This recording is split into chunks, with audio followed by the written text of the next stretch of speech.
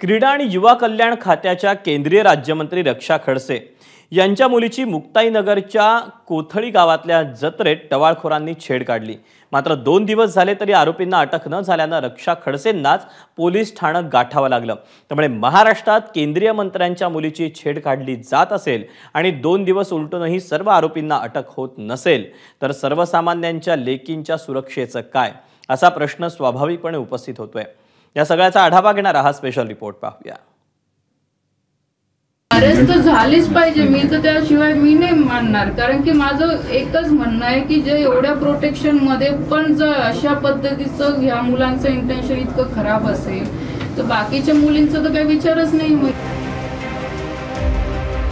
क्रीडा आणि युवक कल्याण खात्याच्या केंद्रीय राज्यमंत्री रक्षा खडसेंना पोलीस ठाणं गाठावं लागलं ते स्वतःच्या लेकीसाठी। मुक्ताईनगरच्या यात्रेत टवाळखोरांच्या टोळीनं रक्षा खडसेंच्या मुलीची छेड काढली। हा नुसता छेडछाडीचा प्रकार नव्हता, तर जत्रेत नेमकं काय घडलं ते स्वतः रक्षा खडसेंकडूनच ऐकूया।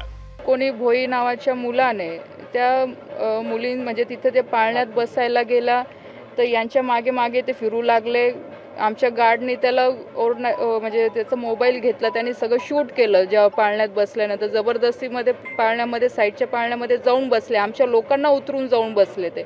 नंतर जो माझा गार्ड गेलेला होता त्याला थोडी शंका आली, त्याने त्याचा मोबाईल घेतला की याने नेमकं व्हिडिओ काढला की काय केलं बघायला।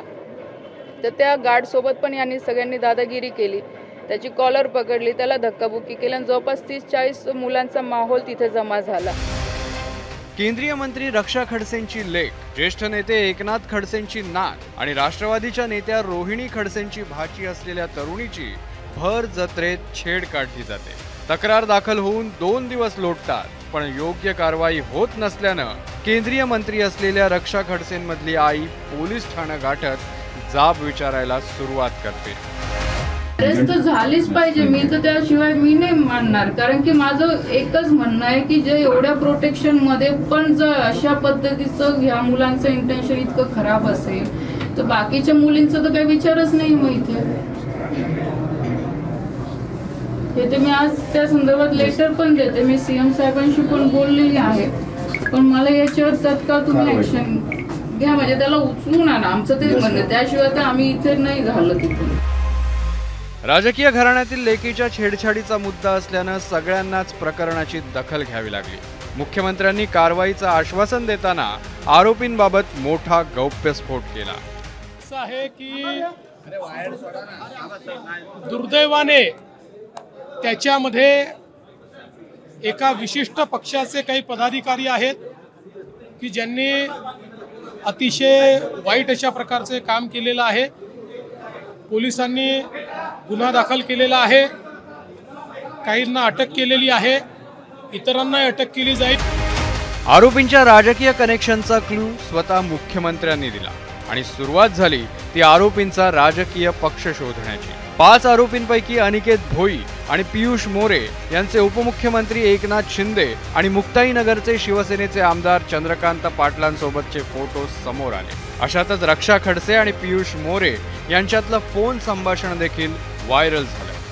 कुठे पियुष? हा ताई, चौकात होतो तिथे ते जुन्या गावामध्ये। तर तुमच्या शिवसेनेच्या पोरांनी ते कृषिकाचा व्हिडिओ काढला आणि तुम्ही त्याचा सपोर्ट करतात रे, थोडं ते लाज वाटतात का तुम्हाला? व्हिडिओ वगैरे नाही काढला ताई त्यांनी, व्हिडिओ काढला डाऊटफुल असेल तर पोलीस ऐक, तू जरा सपोर्ट वगैरे नाही केला ताई आम्ही। हा बोला, तू ऐक जरा, हा जरा तुला थोडीफार तरी जरा वाटली पाहिजे।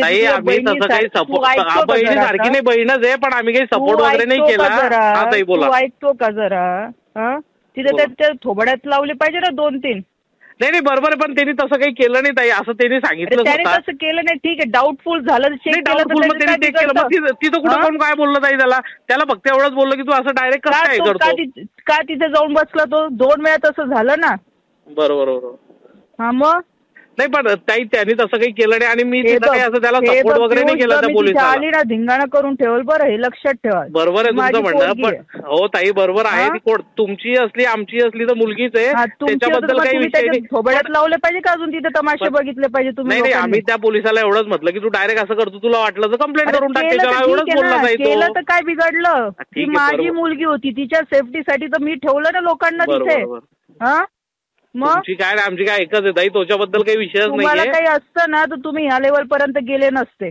नाही त्या ताई, लोकांना तसं आम्ही तिथून हाकललं असं काही असतं. त्याला तुम्ही चुकी- फक्त त्या नाही, त्याला आमदाराचे पाय हाकललं म्हणजे चाटायला तो- तिथे बसलेले तुम्ही. हाकललं म्हणजे तिथूनच गेले ताई, आमदार साहेबांचा काही विषयच नाही त्यात ताई. आरोपी हे शिंदेच्या शिवसेनेचे आमदार चंद्रकांत पाटलांचे कार्यकर्ते असल्याचा सूर खडसे कुटुंबाकडून आळवण्यात येतोय. या अलीकडे या 3-4 वर्षामध्येच वाढलेली गुंडागर्दी आहे. यामध्ये महाराष्ट्राच्या विधान परिषदेत मी स्वतः खूप वेळा बोललेलो आहे, आक्रमकपणे मांडलेलं आहे. सरकारला मी म्हटलंय की तुम्ही काय बांगड्या घातल्यात काय थांबवायला, इथपर्यंत मी बोललेलो आहे. परंतु त्याचा फारसा परिणाम याच्यावर होत नाही, कारण या सर्व गुंडांना या ठिकाणी स्थानिक लोकप्रतिनिधी आणि राजकारण्यांचं संरक्षण मिळत आहे. केंद्रीय मंत्र्यांना 2 दिवसानंतर स्वतः पोलीस स्टेशनला हजर राहून कारवाईची मागणी करावी लागते. ह्या सगळ्या प्रकारामध्ये आपल्याला एकच बघायला मिळतंय की आज कुठेतरी महिलांना सुरक्षा देण्यासाठी गृह खातं हे अपयशी ठरलेलं आहे. पोलीस यंत्रणा ही कुठल्या दबावामध्ये आहे का पोलीस यंत्रणा गुन्हेगारांना पाठीशी घालण्याचं काम करतंय. पूर्व वैमनस्यातून खडसे आरोप करत असल्याचं म्हणत चंद्रकांत पाटलांनी पलटवार केला. खऱ्या अर्थाने छेडखानी करणे किंवा ते या संदर्भामध्ये झालेल्या प्रकाराची निषेध नोंदवला पाहिजे आणि त्यांनी आज गुन्हा दाखल केला आहे. त्याच्यावर कठोर कारवाई करण्याच्या दृष्टिकोनातून पोलिसांनाही माननीय मुख्यमंत्री महोदयांना सूचना दिलेल्या आहे. तात्काळ अटक करा, कठोर कारवाई करा आणि आम्ही मागणी करतो फास्टॅगवर चालून त्याच्यावर खऱ्या अर्थाने दूध का दूध पाणी का पाणी होऊन जाऊ द्या. जे असतील दोषी त्यांच्यावर कठोर कारवाई झाली पाहिजे, ही मागणी आमची पण आहे. आरोपी कोणत्याही पक्षाचा कार्यकर्ता किंवा पदाधिकारी असला तरी त्याला कठोरात कठोर शिक्षा व्हायलाच हवी. हीच मागणी सर्वपक्षीय नेत्यांनी केली आहे. ही गोष्ट अत्यंत चुकीची आहे. याच्यामध्ये तो जो टवाळखोर आहे त्याच्यावर अगोदरच गुन्हे दाखल आहेत. आज देखील सकाळी स्वतः केंद्रीय मंत्री रक्षा खडसे या मुक्ताईनगरच्या पोलीस स्टेशनमध्ये गेले होत्या. मी स्वतः तिथले PI मोहिते आहेत त्यांच्याशी फोनवरून संपर्क साधला. तातडीने गुन्हा त्यांच्यामध्ये नोंद होतोय आणि पोलिसांचं पथक देखील गेलेलं आहे. आरोपीला अटक देखील केलं जाईल. राजकारण गेला खड्ड्यात. जर राजकीय कार्यकर्त्यांनी असं छेडछाडी केली असेल तर मी आमचीच सरकारला विनंती करेन की त्या पक्षाचे कार्यकर्त्यांना चौऱ्यावर आणून त्यांना कडक कारवाई त्यांच्यावर केली पाहिजे आणि फाशीवर पोचवलं पाहिजे. अशा एखादा अपवादात प्रकार घडतो तो निंदनीयच आहे, त्याचा निषेध केला पाहिजे.